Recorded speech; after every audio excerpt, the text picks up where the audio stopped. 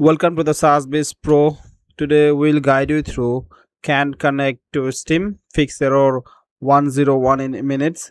So guys, for the first step, if you are using any VPN or proxy on your computer or device, make sure to turn it off or disable it.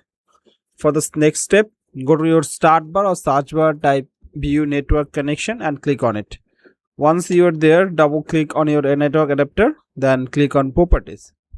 Now click on Internet Protocol version 4 TCP/IPv4. Here you need to make sure the default settings are selected. Obtain an IP address automatically and obtain DNS server automatically. Then click OK. For the next step, go back to the search bar and type CMD. Now right click on CMD and select Run as Administrator and click Yes when the pop-up appears. Once CMD opens, type ipconfig/flushdns and then press enter on your computer. Next, type netsh winsock reset and press enter. For the final step, simply restart your computer. After the restart, your problem should hopefully be fixed.